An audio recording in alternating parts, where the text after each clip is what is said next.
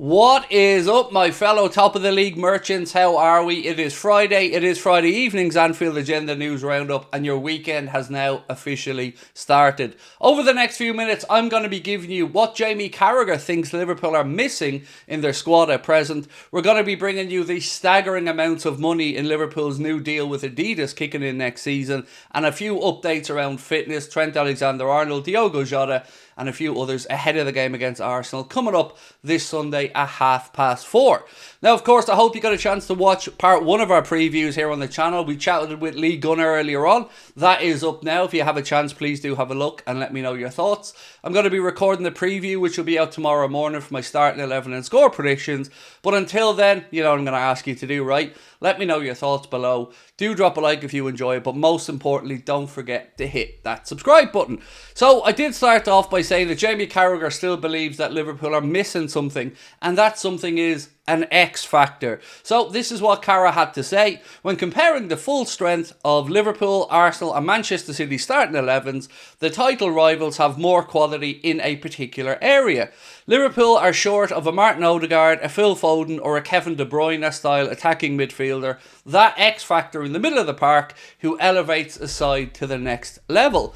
Now, obviously instinctively my mind went, well, that's what Dominic Szoboszlai is supposed to be, and that's what Dominic Szoboszlai could well become for Liverpool Football Club. But I want to know if you agree with Jamie Carragher on this one, because obviously there's been a few questionable takes from Carragher and Neville this season that we've called out on, but I do think there's something to what Jamie is saying here, and that little X factor perhaps could be a difference maker. Now, Martin Zubimendi as an example, I wouldn't consider him an X factor in the way that Jamie Carragher is speaking about it. So do you think we need that flamboyant, all-conquering number 10 type player in there? And if so, please do let us know some of your suggestions in the comment section below. Right, next up, my friend, we're going to go back to what we spoke about again at the start of the video, which was the staggering kit deal that it looks like Liverpool have agreed with Adidas for next season. So initial reports suggested it was going to be worth upwards of £60 million. Well, a report today from Football Insider has gone a little step further. So we had conflicting reports about how long this deal is going to be for. Some people are reporting 5 years, others are reporting 10 years. I would always edge to the 5-year deal personally, because having read through Liverpool's previous extensions with the likes of Nike and before that with New Balance and Warrior, it was always clear that Liverpool didn't want to be tied down for a 10-year deal, because the market can shift considerably over that time, and what looks like a good deal in year 1 or 2, if you're in year 7, 8, 9, could look very different. So I'm tending to lean towards the 5-year part, but the really interesting part here I'm about to read out to you. Man United's 10-year deal with Adidas is worth $900 million across the lifetime of the contract, while Arsenal earned $75 million a season with the same kit supplier. Although that is initially more than Liverpool's guaranteed fee from Adidas, their agreement has financial incentives built into it based on shirt sales and on-field performances. Sources have told Football Insider those bonuses will ensure the Merseysiders rake in at least £90 million per season.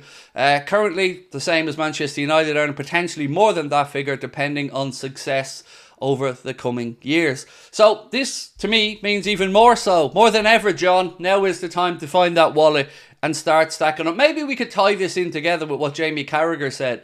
So we need the X factor, John. Go out there, give Richard Hughes, Michael Edwards the money to bring in the X factor, because now we have a financial incentive. And if we know there's one thing that FSG do love, it's a financial incentive. So success on the pitch could now breed more money for the club with the Adidas kit deal. So make it happen, John. Make it happen, Tom. Make it happen, everybody at FSG. Because now, you know, better on the pitch, more money for everybody. It's a win-win, John, right?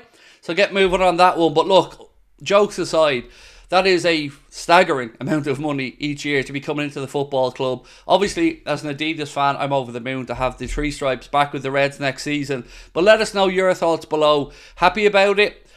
Concerned maybe about... I don't know what you could be concerned about, quite frankly. Happy about it is where we're going with this one, isn't it? So let us know your thoughts below. Right. So Paul Joyce, as we know, only tweets when there's something important. And today Paul Joyce put out a tweet to say Dave Fallows, Liverpool's Director of Scouting and Recruitment, has decided to leave his role by the end of the year after 12 years at the club. Now, Dave Fallows, along with Barry Hunter and some other folks, have been a pivotal part of Liverpool's transfer success in recent years. So to hear that Dave Fallows is leaving Liverpool after 12 years, it is again more upheaval for the club behind the scenes, and I hope it doesn't impact our business, because Dave Fallows has been very important to the football club, a great servant to the club in his 12 years here, and somebody who is held in very high esteem. If you go back and look at interviews from people over the years, you'll see Dave Fallows' name coming up as somebody who quite simply is the best in the business at what he does. So firstly, I want to thank Dave Fallows for all of his work at the club, but secondly, I want to know, is this maybe a sign of things to come in the future? Are we reshaping a little bit, or maybe is there a little bit of a clashing of heads behind the scenes again?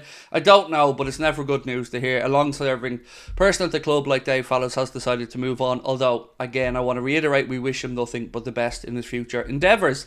Now, something caught my eye today that was sent into our Discord group, and it comes from the @United Faithfuls on X, or UF if you want to shorten it down. And I want to know your thoughts on this one, because, well, quite frankly, it just shows once again how delusional Manchester United are as a fan base. And although some of their fans are realistic, there's a lot of them on social media that quite simply do not have any basis in reality for their thought processes. Let me read this out to you and you'll see where I'm coming from. So 69% of Manchester United fans believe that they will finish higher than Liverpool this season in the league, and this account absolutely agreed. Now, this was in the summer before the season got underway. Zubamendi rejected them, and no Klopp to get them to grind out results when they aren't performing well. How's that working out for you, lads? I think Arne Slot's been grinding out those results rather well. Yes, we haven't been playing good, so that one's probably right. Well, we haven't been playing at our fluid best, but it's embarrassing, quite frankly, lads. But there's more. Don't worry, there's more to this comment. Meanwhile, we've made 4 key signings at Manchester United so far in our 3rd season with Erik ten Hag. Now, just to correct you there, he is known adoringly as Ten Lasso to the rest of us. While showing promising signs on the pitch, they went and they signed Manuel Ugarte and one more midfielder, and then we'll do better than Liverpool, according to this account. Once again, you are showing the Gary Neville level of lacking understanding of football here and just going with your heart over your head. There was never going to be a time where United were going to outperform Liverpool this season. Last season was an anomaly for us, and yes, Manchester United were in the Champions League and we weren't, but now, well, now it's back to reality, isn't it? And Erik ten Hag's a fraud. Whoever came up with this take is a fraud, and anybody who thinks Manchester United are going in the right direction, I'm afraid is, you've guessed it, a fraud. So once again, we have another reason to just enjoy Manchester United fans and the delusion. Now, to get back to seriousness with Manchester United fans, there was a report that suggested Manchester United fans were attacked by a group of Fenerbahce ultras ahead of the game in the Europa League yesterday. And for that, sincerely, I hope everybody's okay. I think we need to speak up against these things together as football fans, whether it's Liverpool fans, United fans, Arsenal fans, whomever. Tribalism needs to be put to the side, and I do sincerely hope that those who attacked the United fans are held to justice, and I also hope that those United fans are safe and all of them go home to their families as they are supposed to when attending a football game. So, my friends, that is it from me until tonight, where I will be back at 8:45 with the late night agenda. A reminder, do check out the video at League Gunner earlier on. Actually, sorry, I forgot the little Trent update. My apologies, friends. So Trent Alexander-Arnold has been playing through discomfort and a muscle strain. Scans have revealed a minor issue that could be managed. So Trent will be playing, but keep in mind he is managing this issue. So if you see a substitution or anything like that from Arne Slot for Trent, remember, he's managing a little muscle niggle, so keep that in mind. Right, my friends, I'll be back tonight at 8:45. You know the drill. Hit a like for me, drop a sub if you haven't done so, and don't forget, you can also check us out on the podcast platforms, where our interview with Lee Gunner, our chat with Dave, everybody will be up there, or David Lynch will be up there, and lots of other bits and pieces as well. I'll catch you tonight. Much love. Bye-bye.